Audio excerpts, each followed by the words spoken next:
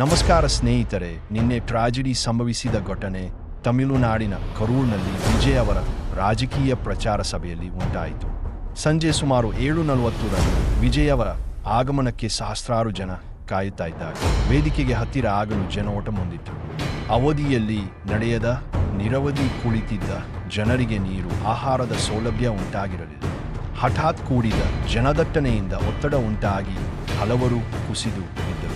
ಈ ದುರಂತದಲ್ಲಿ ಕನಿಷ್ಠ 41 ಜನರು ಅಮೂಲ್ಯ ಜೀವವನ್ನು ಕಳೆದುಕೊಳ್ಳಲು ಕಾರಣವಾಯಿತು. ಒಳಗೊಂಡಂತೆ ಮಹಿಳೆಯರು, ಮಕ್ಕಳು, ಯುವಕರು ಮರಳಿ 100ಕ್ಕಿಂತ ಹೆಚ್ಚು ಜನ ಗಾಯಗೊಂಡಿದ್ದಾರೆ. ವಿಜಯ್ ಅವರ ಆಟೋಗ್ರಾಫ್ ಫೋಟೋ ತೆಗೆದುಕೊಳ್ಳಲು ಮುಖಾಮುಖಿಯಾದ ಅಭಿಮಾನಿಗಳು ಮತ್ತಷ್ಟು ಆತಂಕವನ್ನುಂಟು ಮಾಡಿದರು. ಇದರಿಂದ ಜನ ನುಂಗಿಕೊಳ್ಳಲು ಸಾಧ್ಯವಿರಲಿಲ್ಲ. ಪೊಲೀಸ್, ಡಾಕ್ಟರುಗಳು ತಕ್ಷಣ ಸ್ಥಳಕ್ಕೆ ಧಾವಿಸಿ ಗಾಯಾಳುಗಳಿಗೆ ಚಿಕಿತ್ಸೆ ಕೊಡಿಸಿದರು. ಈ ಸಂದರ್ಭದಲ್ಲಿ ಮುಖ್ಯಮಂತ್ರಿಗಳು ತಕ್ಷಣ ಪರಿಹಾರ ಘೋಷಣೆ ಮಾಡಿದ್ದಾರೆ. ಈ ಘಟನೆ ಎಲ್ಲರಿಗೂ ಭಾವನಾತ್ಮಕ ಪಾಠವನ್ನು ನೀಡುತ್ತದೆ. ದೊಡ್ಡ ಕಾರ್ಯಕ್ರಮಗಳಲ್ಲಿ ಸುರಕ್ಷತೆ ಮತ್ತು ಕ್ರೌಡ್ ಮ್ಯಾನೇಜ್ಮೆಂಟ್ ಅತ್ಯವಶ್ಯಕ. ಹೆಚ್ಚಿನ ವಿವರಗಳಿಗೆ ಟಿವಿಯಲ್ಲಿ ನ್ಯೂಸ್ ಕೇಳಿರಿ ಮತ್ತು ಎಲ್ಲರೂ ಸುರಕ್ಷಿತವಾಗಿ